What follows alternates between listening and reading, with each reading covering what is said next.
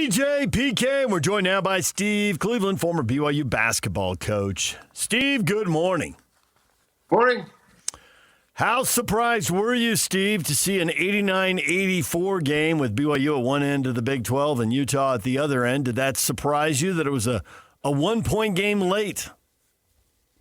Very, very, very surprised, to be honest with you. And part of it probably is I haven't watched Utah play a lot, but just watching comparative scores, I just didn't see this being a competitive game. Now, there's a couple things you look back in history and know that anytime you're having the University of Utah and BYU playing each other, there's going to be great interest and great energy and intensity, and guys are going to play well, and you expect that.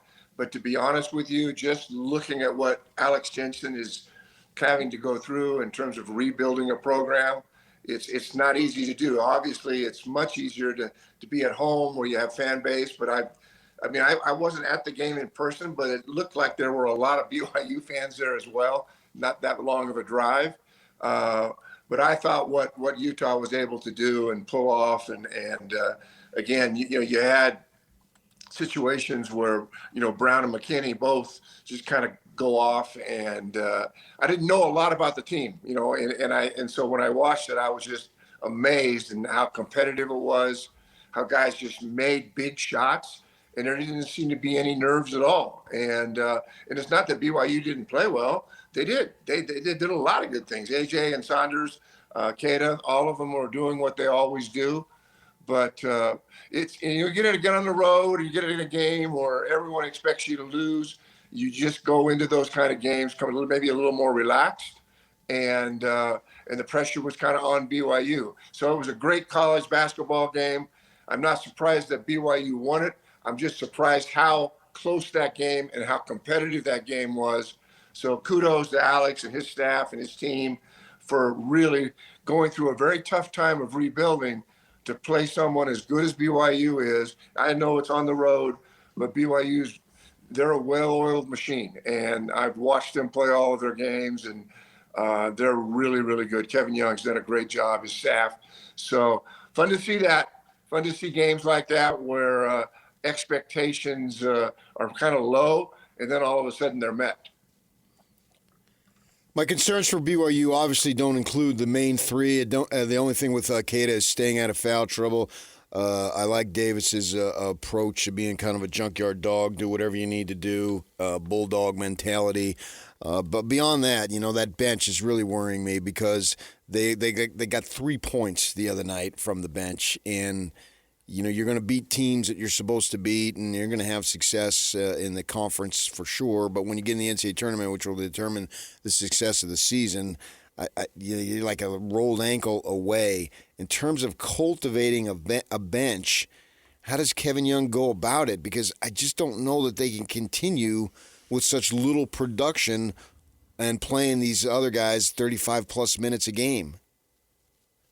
Well, that's a great insight. AJ and Saunders and Wright, they've been successful, and they've gotten good play out of Keita. Keita was hurt for a while. They miss him, his rim protection, and Kennard Davis is getting better. But you're right. After that, you just don't know. Boscovich is Kostic, Diamande, Mupu, Marus. They're all 2, 3, 4 point game guys, and and they're well represented internationally, but they just don't have that experience. And so I think the depth will be an issue. And, you're talking about a conference here where Arizona, Iowa State, Houston, Texas Tech, all of those teams are really, really good. And I don't know, I'm not as prepared as I probably should be on those other teams' depth charts, but I do know this, that it will be an issue if there's any kind of foul trouble or injuries. It'll be really difficult, especially on the road in this league, when you have to go to Arizona, when you have to go to ISU, when you have to play Houston, Texas Tech. There's a very, very competitive league, and if you have injuries or guys aren't playing well, it can be really difficult. Abdul Ahmed has only had 4 games with BYU, so I don't know if you can make any really definitive statements about him, but what do you think about him? Because he would be, to PK's point, a 6th guy. It'd be something. I did not hear the first part of that. So What do you know about Abdullah Ahmed? He's only played 4 games with BYU. How much do you think he contribute as far as adding some depth to the team? Well, I think he can. We have to be understanding of the fact that he's, like you said, he's played 3 or 4 games. He doesn't have quite that experience, but he brings something to the table there with his athleticism and his energy. He runs the floor. I think he can. He's going to have to help. They do need to kind of energize that bench, and the only way players can really grow up is to go out and be on the floor, make mistakes, and go through those situations, have some successes. And so I do believe he can help, and he needs to help because they just don't have that depth. They don't have I don't want to say depth. I want to say experience. They haven't been in those kinds of settings. So it's needed. I would expect that staff to continue to give playing time to those that, especially, the problem is when you're in the preseason and you're up 20 or 30, you can work guys in and help them get their confidence. But from here on in, every night is going to be a challenge, and you just can't put inexperienced players in games where meaningful moments where you win, where you're looking at winning and losing games, you kind of stay with your core. But long term, to go through this conference, you're going to have injuries. You're going to have guys that kind of lose their confidence.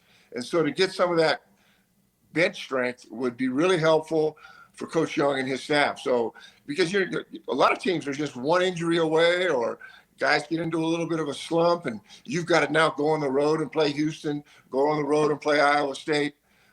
It can jar your confidence a little bit. So, I really believe in that staff and how they've developed this team. But there are the unknown things where injuries and guys lose confidence, especially on the road. Winning on the road, I don't care what their record is or what's going on or how successful teams have been. It's hard to win on the road. And we saw that against Utah, a team that no one clearly thought they had a chance of winning, despite the fact being at home. And I didn't know anybody. I was sitting there looking at the roster. I said, I don't know any of these people, But, this morning I'm looking at Terrence Brown and Don McHenry and Traore.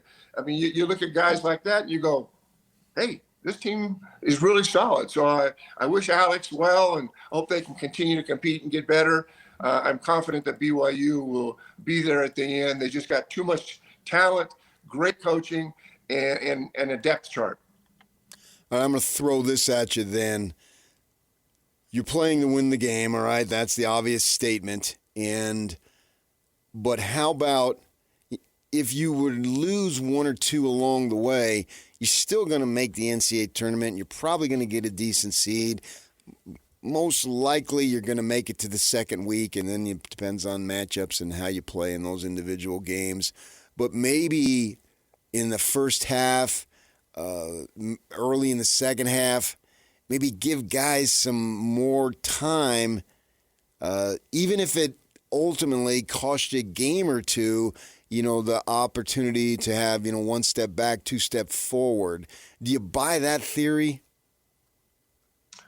Well, I tell you what, my thinking is this. I'm looking at this roster right now. Looking at Boscovich, Kostick, Diamande, Mabou, Marus. We're talking about guys that have not played significant minutes. And it's way easier to play guys early in games. The mistakes aren't so terrifying when, it's hard to put guys who haven't played a lot and put them in, with 7 or 8 minutes to go in a game. Right. And expect kind of step in and, that's unfair to those guys. Right. But I do believe that even though Boscovich and Kostick and Diamande, they're all averaging about 3 or 4 points a game, they have experience. You start looking at these guys, and Boscovich is from Serbia, Kostick is from Austria, Diamande is from France, Maboup is Senegal. These are guys that have been playing other places in the world, and I realize it's different, but I think that having those international players who have played from a very young age, I think that's more, the likelihood is that these guys will adjust. There's enough talent there. I think you got a coaching staff that will develop and pick and choose. I like the opportunity, especially when I had guys that have lost confidence in that 7, maybe that 7 or 8 position. I can remember very quickly getting those guys in games early on because that let them breathe a little bit. They got to touch the ball so that if they are needed later in games or later in the season, you don't just have a rookie that's just bouncing off the walls and not making good decisions. I like the idea of taking guys to your 7 or 8 or 9 guys, sub those guys out. AJ needs a break. Saunders needs a break. Wright needs. We know those guys are going to be in the games, but developing the bottom half of that bench would be a really wise thing, just for the sake of just injuries, road challenges, and all the things that are going on. And you start looking. You're at Arizona. You're at Iowa State, at Houston, Texas Tech. Man, that's murderer's row. I mean, not only those good teams, those are great coaches, as is Coach Young. And I think Alex, he grew up. And I just respect that so much. And I know it's difficult. It's going to be difficult for him. But I remember playing against him teams when Rick Majerus was the coach. And, I mean, we were just overwhelmed trying to get competitive. And eventually that happened. But not without some real whoopings that we received at their benefit. So I like this league and this conference. And we're going to see lots of upset nights. It's not going to surprise me any night somebody gets beat on the road, just because this league is so good and has so much depth. You had to go through some rebuilds. You must have taken some beatings. What do you say to a team after a 55-point loss like the Jazz just suffered? It's funny you should ask me that because I had spent, as I prepared for this today and just thinking about it, I was thinking about the Jazz. And, they're 1-5 in the last 6 games. They did beat Dallas. But I have watched this team, and when it's difficult enough when they're fully healthy. When they're not healthy, it's impossible to compete. And I don't know what we call this. I hear publicly that we're not rebuilding. We are rebuilding. We're not starting over. We're not going to just, lose 30 games in a row and see what kind of, pick we can get at the end of the year. I mean, this is an organization that's trying to win and compete. And I think that both Danny Ainge and Austin Ainge, they're really experienced, years and years of experience. People ask me all the time, is this a rebuild? And I said, well, I don't think that's what people are talking about. I think what they're talking about is we just got to continue to get better. I think focus on playing the guys that need to be played. You look at Markkanen, 28 a game, Keontae, 24 a game, Walker Kessler, 15, Ace Bailey, 10. I mean, you've got a lot of depth in guys that can play. It's just not winning the close games, putting themselves in a position. I mean, it's hard. I can't even imagine being in that situation and playing in that league. You just got to stay positive with the guys. I think skill development stuff that's going on after games, before games, 2 or 3 game breaks, you're still working on those kinds of things where guys just got to get better. And there is some experience there. And, one of the disappointments for me, and I really, really like Walter Clayton Jr. out of Florida. I thought he would be kind of an impact guy, and he really hasn't been. But I thought that he'd be somebody that could really step in. I'd like to see him, see where he can go and what he can do. But, it's tough. It's tough, and this league's good. And you just got to be positive, and you got to work day in and day out. It just doesn't do any good to drag people in the mud and start pointing fingers. And I know fans can do that, but not coaches. I just don't see this staff giving up on these guys. But it's hard. Your gut never really feels good. And I've been involved in enough rebuilds from the high school, junior college, Division I. It's hard. And I think I spent way more time on culture than I did worrying about X's and O's. And I learned a lot about myself and about my guys and spending time one-on-one with my guys and making sure that mentally and emotionally they were okay. I go back to that word culture, and I think that if you're trying to develop and build a championship culture, it starts with relationships with your players, relationships with your staff, and being really just open to thoughts and ideas. And there's no unless guys are, if there are effort issues, then shame on them and they come sit on the bench. I just don't think there are effort issues with this group. Injuries can be devastating for teams that don't have the depth and the talent. God bless those guys, man. I hope they get it going. I want them to be successful. And obviously we all have connections to the staff. You just have to hang in there and stay with it. And I trust them and I believe them. Hopefully there's some trades or a better draft or whatever the circumstances are. But I believe in Austin Ains, and obviously I believe in Danny and what these guys are doing. And I just hope that we can turn the corner where wins are possible and plausible. And right now, the last 6 games are 1-5, and unfortunately, the league is really good. And so I'll be there rooting them on, and I believe in those guys, and I just really, really hope that the confidence will swing and guys will start seeing that thing that ball going through the basket where they can go and win on the road. And a win on the road right now, no matter what happens at home, but winning on the road could really galvanize the team and give them the confidence to win at home. And I know it's really hard, but the interesting thing, the only win the Jazz have in the last 6 games is a big win over Dallas, 116 and 114. So maybe another game or 2 like that, and this group can get revitalized and get more confident with what's happening. I think the bases are all covered with coaching staff and organization. It's just guys just got to start believing and spending the time necessary off the court to find ways to win a few games. Steve, we appreciate the time as always. Thanks for joining us. We will talk to you again next week. We're just 2 weeks away from another BYU-Utah game. So there you go. The rematch is coming. Have a great week. All right. Thanks, Steve.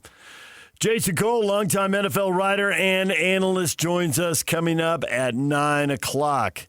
PK, is there another topic you'd like to get to next? Yeah, man. All these people living in Salt Lake City East. Or Ann Arbor. We'll get to that next. Stay with us. This is Jake Scott and Ben Anderson. It's funny about Kyle Whittingham. He does not care about his legacy at all, which is weird. I would have thought that would be more of a priority, but obviously it's not. I mean, the bitterness of sticking it to Utah outweighs his desire to have any sort of legacy, which is, I guess, kind of crazy. I mean... You think he's trying to stick it to Utah? Absolutely. Gary Anderson said as much. They shouldn't have pissed Kyle off. Use that word. Yeah. I don't know why anybody would think any differently. I certainly don't think Witt was trying to do Utah favors on the way out the door. But again, to your point, what was he supposed to do? This is how he's become Kyle Whittingham, is these people around him. So he's going to go back to the well of the people around him to try and do a good job at Michigan, because I suspect he wants to do a very good job at Michigan. He wasn't going to go out there and start over from scratch. I'm not sure that has so much to do with, well, let me stick it to Utah now. Catch Jake and Ben weekdays from 10 to noon on 97.5, the KSL Sports Zone. Brothers Osborne. DJ PK, it's 97.5, the KSL Sports Zone. Another Ute to Michigan, PK. Officially, are we at 2? Unofficially, where are we going to end up? We got 2 players. Who is it? I thought it was 3, but if you're saying 2. John Henry Daly. Right, and they got a defensive lineman and now J.J. Buchanan. Yeah, Jonah Lea'ea. Yeah. Yes. As well so as J.J. J.J. Three. Buchanan. Yeah, up to 3. Right. So 3 players have gone to or making their commitments to go to Michigan. I guess they probably got to get there real soon. Semesters are starting, if they have not already started. A lot of schools. I was on ASU's campus on Saturday watching kids move in as school starts today, and it's an exciting time for if you're starting in the middle of the year or in the beginning of the year. Right now it's the middle of the year, obviously. Academic year I speak of. So you got to get back there, and kids have been making their commitments. And so there's some angst, about Kyle not wanting to tamper and saying he wouldn't tamper and then taking guys. But he did say if they put their name in, We'll check them out. And losing as many staff members, basically the whole offensive staff minus one, a defensive coach, 2 from BYU. You guys, I never saw the release, but you said that Alsea, the strength and conditioning guy, is going over there. Yeah, I saw that on social media. I didn't see a release. But, yeah. Yeah. So that's a lot of folks to be taking. And, a lot of people going back and forth. Oh, blame the Utah administration, blame Whittingham. He's a traitor and this and that.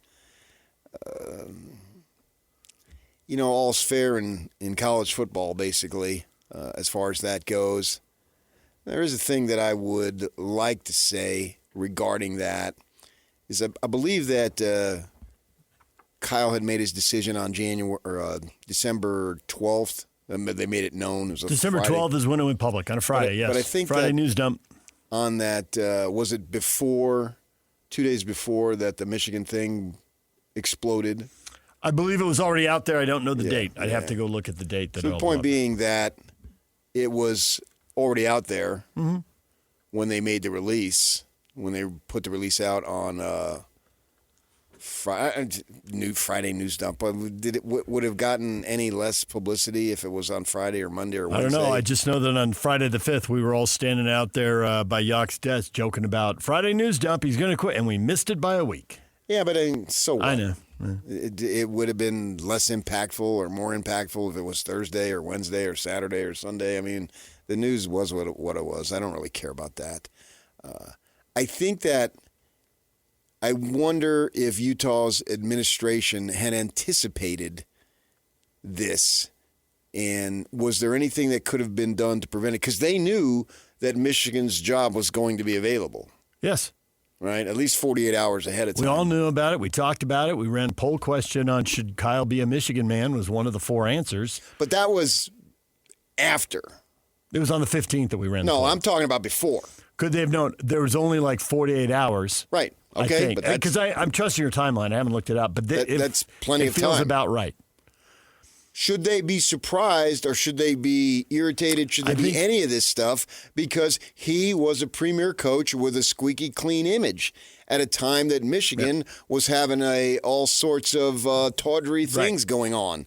And so naturally that they were going to call his agent and say, do you think that he would be, or his agent was going to call Michigan? Exactly. And one way or another. I've texted with his agent. Yeah. And so with that in mind, should they have said, well, okay, how about you come back for a year and then retire? So they could have prevented it, because I don't think he takes any random job out there to coach, even in Power 4. Yeah. But Michigan is Michigan. And it is something that is way above Utah, as it's way above just about everybody. And so the opportunity to have that presented to yourself is something that you're going to take. Well, who's to say next year there would be a Notre Dame-like job that would come available? So should they have said, why don't you just come back for this next year? And Morgan, you can wait a year. And, if Morgan wanted to go. And you can bring him back. Well, even if he doesn't come back, you can hire somebody else. The program does not rest upon one person, according to Morgan's own statement. Yeah. And so risk losing him? Okay, you risk losing him. All right. Or you just say, fine, we're completely content with the guy we have, and that Whittingham was going to take these guys, and whoever else wants to go, J.J. Buchanan, and there's some other guys out there, go ahead and go. Yeah. See you later.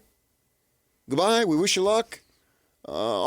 Is the administration, Mark Harlan and his people, are they, and President Randall, are they comfortable doing what they did and knowing that Michigan job was available, and so Kyle might take it, and therefore there's a decent chance that he was going to lose these guys? Jason Beck has no allegiances to Utah. Or anybody, to himself, to his family. I mean, look at how he's bounced around. This is 4 schools now, 4 schools in 4 years. which is the profession. I mean, it's what you signed up for. Yeah, if you choose to. Sometimes it's your call. Sometimes it's not. I mean, this was his call, and last year from New Mexico was his call. But just as easily, and the food chain would dictate that's what you do. You would say yes, yes, yes, and yes. Yeah. Right. Yes. In his shoes, right. 99 out of 100 coaches would have done what he'd done. Unless there was some pull here locally. I mean, he didn't grow up here. He's a California kid. Right. Yeah. That's why I said 99 out of 100. There's one. He has a history here. He coached at Weber, coached at Utah, and I think he was on at least some form of assistant under Bronco at BYU. But it's Michigan, and it's the Big Ten, and you're going to. So should we just shrug and say, oh, this is the way it is, and not have negative feelings towards the administration and Kyle? Is that the way? I mean, that's the way I feel. Yeah, but you and I didn't grow up wearing the red, going to the bus stop, yelling at Cougar fans, getting yelled at by Cougar fans. So we don't have it. That's why I feel like if Morgan is your guy, he was always going to have to make these decisions. I think it's pretty much played out. I never thought Kyle was going to. Who was going to have to make these decisions? Morgan was going to have to hire coaches, and it was going to have to replace players. It's more all at once than I expected, or that you would expect in that transition. But it happens. I mean, Kyle had to do it when he took over. Coaches go. Urban took a bunch of people.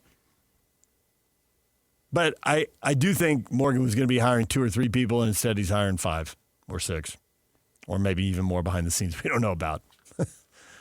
Oh, yeah, because so it's a little more. Even if he had retired, Kyle, who's to say that all those offensive coaches would have just been retained or stayed of their own choice? Maybe they could have got maybe somebody else would have come after Jason Beck. Yeah. And it had been stuff all along that Harding was planning to go with Kyle. That's been out there. Lots of people have heard that. Right, but if he doesn't take that job, does Harding still stay? Oh, no, I meant that Harding was going to leave when Kyle left, wherever he went, and whether he retired or whatever. Going with. I didn't mean, I didn't make that clear. That Harding, regardless of whatever happened in Michigan and with Kyle and all that, that Kyle was going to leave Utah. When Kyle left Utah, Harding would leave Utah. Okay. And go someplace else. Now, whether that would have been, that was the assumption, whether it would have been true, who knows? Now, this was the option, and it was a no-brainer. And is it buggable that he's taking so far 3 players? It doesn't bug me, but I absolutely get why it bugs Ute fans. Why? Because in our world, because they want the players to be their guys. And they want Kyle to leave just a like legacy. Devin Dampier was your guy. That's different, and you know it. Even though it's not different, and you also know that. I know, but I think Ute fans can look at the situation logically. Just because you're a fan doesn't mean that you have to be illogical. You can look at it and shrug and say, well, we got these guys, and Dalton Kincaid was at University of San Diego. Yeah. And he came here. And when the Utes hired Beck away from New Mexico, they got New Mexico's quarterback, and they got New Mexico's star receiver. Yeah. Bing, bing. There it was. And they came up here, and they both played at a real high level for the Utes and helped to win a bunch of games. Right. So they can look at it logically. So it is, yes, that is the way the world works. But you act like they can't look at it logically. Well, I think a lot of them aren't. I mean, I hear complaints from people. So I know but they're you can upset. complain about it, but that doesn't mean that you are you don't understand it. I haven't talked to people who are outraged. The outrage is more on social media, and who knows if that's even real, so whatever. But when I talk to people, face to face, knowing Ute fans in the community, I would say that they're more disappointed but resigned to it. And I get the disappointment. I mean, Buchanan was making so many big plays. I'd be disappointed too. I get it. Well, he's a good player. Let's not go crazy here. He was he had 427 yards. He wasn't making them all season. It was late in the year. Yeah, he didn't. I think if you look at the game by game, I don't. My memory is Vegas Bowl. What? He had a big Vegas Bowl. Yeah, but I think in November he had some big games. I mean, but I don't think he wasn't did even a earlier. leading tight end receiver. No, I know. It's nothing against him, but it's not like he can't be replaced. Totally believe that. Yeah. There's lots of good tight ends. Iowa State had 2 great tight ends this year. I mean, there's tight ends. You can find them if you want them. Right. Go get them. So is it that big of a blow when these guys leave? I think the thing I've always thought from the second it was announced Kyle was getting the job was he's going to get you players. I never thought he was going to take a lot of them because I think Michigan's got a pretty good roster. Plus, he's going to get players from the transfer portal all across the country. And he has. He just got somebody from Texas. Yeah, and he's gotten somebody from Oklahoma and on down the line. Yeah. Yeah, he got a running back from Oklahoma. But I did figure, man, if the Utes are always putting guys in the NFL, and if you can play in the NFL, well, then you can probably play for any college. With the possible exception of quarterback, because you only want one quarterback, only one can play and all that stuff. But at every other position, you're not going to have enough pass rushers. You're not going to have enough running backs. You're not going to have enough receivers. You're not going to have enough defensive backs. So I always figured Kyle would take some elite guys. The whole tampering thing doesn't really bug me. These guys have agents. They've all got agents now. And so an agent is going to connect the dots and is going to call and say, hey, you want our guy, and what's the number? Yeah, coaches are being contacted when they're under contract. Yeah. So what's the difference? Right. I'm sick of the tampering. There is no tampering. Yeah. There's no tampering. Right. They don't have to. Bronco Mendenhall told us that. He said it was Bronco told us the mythical hotline. Right, but some people think that there is tampering. Yes. No. Yeah, fans that want to. There's no. I can get to your guy to see if he wants to join our team. Correct. Just like LSU got to Lane Kiffin during the season. Yes. And got him to take that job. But I think even more so that you don't, as a head coach, you don't even have to do that because the agents are getting paid if they get more money, and the agents can figure it out and connect the dots. You think the agent for Dampier couldn't figure out to call Utah when Beck went to Utah? Of course he could. Or Davis's agent? Yeah, but that was after the season. Whenever they go. Yeah, but it's understood after the season. Okay, well, Michigan, this is after the season also. Right. So, but regardless, I don't think the agents care if it's after the season or before the bowl game or after the bowl game. That's not what we consider tampering after the season. We're talking about the word tampering. The only time tampering can occur is during the season. Yeah. So that's the hubbub there, and people make a big deal about that. Well, that's when the season's over, it's understood that it is this year-to-year free agency here. So I don't have that's no big deal. There's no that's not a problem as far as that goes. I just wonder if the Utah administration is bothered by this. Could they have let Kyle go one more year? Or it's like, what's the point? What's the point? Are we going to keep doing this every year? They could have done it. I don't think they had any appetite to do it. It was so far down the road. There'd been so many conversations for so many years. I think it's at a point where you do it and the consequences are what they are. I think that's what they were thinking. And I think that's a pretty normal human thing to think. This has been, whenever you have a big decision holding over your head, whatever it is, there comes a point where you just want to be done with the big decision and move on. Yeah, but you want to make the right decision. You're not just moving on to move on so you can be done with it. But we all get impatient. I want to make the right decision every time. If I wait another 6 months and the decision is overwhelmingly right, I'm glad that I waited another 6 months. That's a clear and logical thought by you, and I get that. But we all Who wants to make bad decisions? But we all get impatient at some point. Why? Why do they need to get impatient here? Because we're tired of the situation, whatever it is. They're going 11-2. That's something to be tired about. It's more complicated than that, and you know it. Why? Because they're people, and they have emotions. It's not that you're wrong. You're right. 11-2 is 11-2. Deal with your emotions. And yet as people, we don't. Yeah, but they have to answer to a fan base that's going to and they will. Infuse money. Yes. And the 100%. fan base wants to win. Remember last year, all this wailing and gnashing of teeth when Tonavasa left? Yep. Well, the Utes won 11-2. I know. And they'll be in the top 15. And right. So they had another guy stepped in. Kick-butt season. Yeah. And they were awesome. Morgan referenced that without referencing it, but at his press conference, that's who he was talking about. He was talking about the wailing and gnashing of teeth over Tonavasa, who's a good player.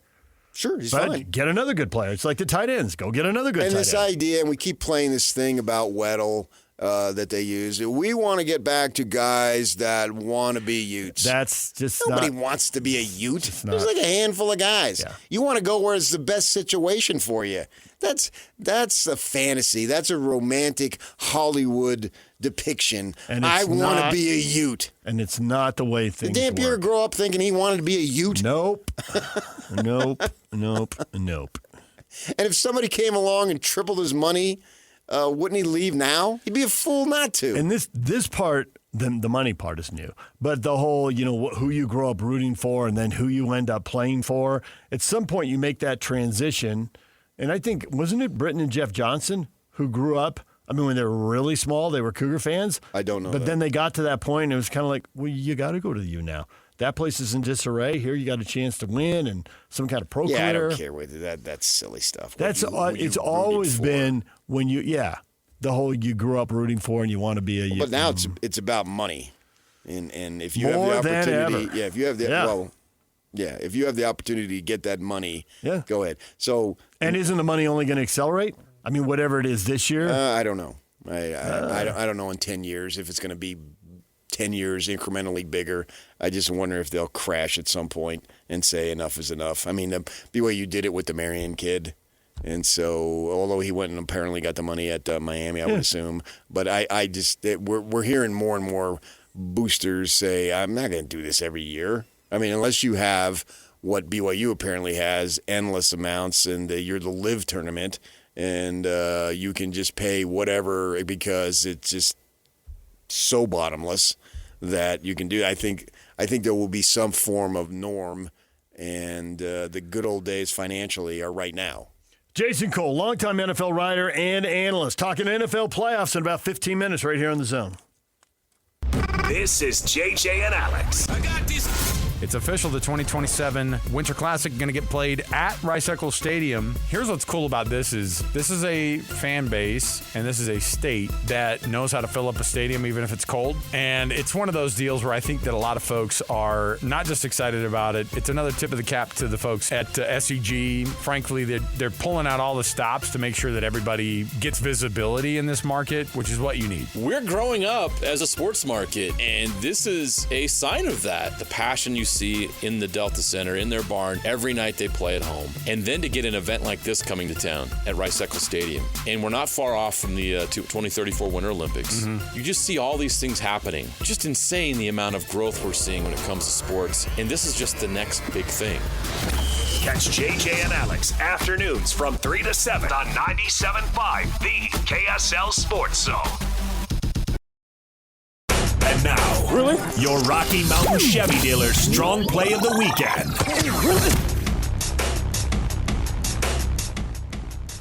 Brock in the shotgun. Here's the snap. Purdy wants to throw. Purdy pressured. Purdy steps up. Purdy throws. Caught. Touchdown, McCaffrey. Touchdown. 49ers back in front. There's the Chevy Strong play of the game. And the 49ers get the win. Know that today after 3 o'clock. JJ and Alex will ask for it, and you can win fabulous prizes. The touchdown catch on the option pass coming over the top of the helmet. That was a crazy catch. That was really difficult. When I saw him start to twist, I thought, perfect play, and they're going to throw an incomplete pass. Totally had the Eagles snapping. And McCaffrey, that was really well done by him.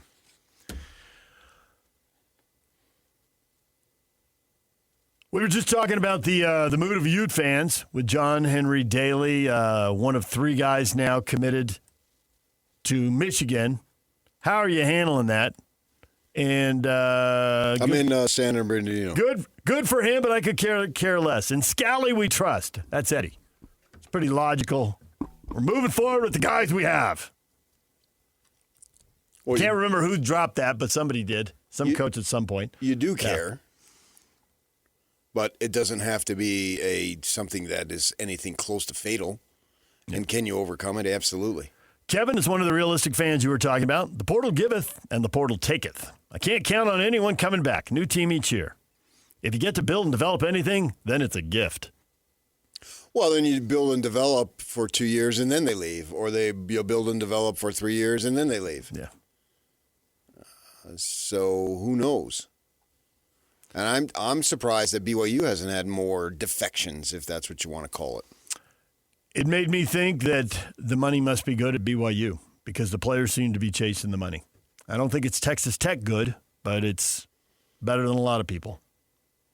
So you think it's money? I mean, they would tell you they love you up and it's the culture and all that other stuff. But I think they do all that it- stuff too, but I sure, think it's but money. you think it's money. That other stuff is how you win the toss-ups. When everybody's established a market value and everybody's offering you whatever they're offering you, $250,000, $500,000, $750,000, whatever it is, then that other stuff comes in. I think if somebody's offering you $250 and somebody's offering you $750, players are going to go get the $750. But if everybody's offering you $400,000, the culture, the love you up, and all that matters, and the trust and development. Yeah, but is that a realistic scenario that somebody's offering you $250 and somebody's offering you $750? I think in some rare instances it could be. Well, of course, and you'll. Well, but anything I say, you'll find rare instances. I was thinking more of kids. I think where it's common is where kids are at a quote unquote lower level, and the school with more money comes in with a lot more money, just because they have a lot more money and they pay. Gotcha. And schools with less money just can't pay that. That's not true. I don't think that would be the gap between the Big 12 and the Big 10. Why would that be? Everybody's got the same amount. Everybody hasn't had the same amount. And I don't think even now with the rev share, I don't think everybody's quote unquote playing by the rules. I think that's why people wouldn't sign the rules. Right. But you still have $20 million. Right, but you have NIL on top of that. Sure. But you still have $20 million. Yeah. But the NIL is not going to just, I'm just going to go. And go ahead. To clarify, PK, it's up to $20.5 million. Not all schools are funding that full the Power rev share. Four, aren't the Power they? Four, the vast majority, if not all, are. Now, what about the Pac-12? Well, that's a good question because I don't think all of them are at that level yet. Yeah, I don't think so either. Yeah, but I don't see where that case Sam Levitt, the Devils could have kept Sam Levitt. Mm-hmm. But there's no point in keeping him. Right? They could have paid him whatever he's going to get from LSU or Miami. But why pay that? Because you've got he's not that good, and you've got a team. If you want somebody, I believe you can get him financially. But you have to look at the whole team. Right. But at the end of the day, Arizona State has, I assume, $20 or $25 million to spend on players. Probably. Well, the 20. But they probably have some NIL money beyond that. But I think LSU and Miami have more, so they can afford. To your point, why pay 95% of your budget to get one player? That doesn't make any sense. Right, but that's what I'm over the top. But they could pay him. But they in choose terms not to. Right. And they're not worried about it. But by percentage, Miami might have, or LSU, or wherever it ends up going, might end up paying the same percentage of the money they have to get him. They might think the quarterback is worth X percent of our pool. But that number is bigger because they got a bigger pool. Well, they're desperate. Is you desperate? Not anymore, no. Because Dillingham figures I can find a quarterback and get 90% of the in production. the portal already. I can get 90% of the production for 60% of the money.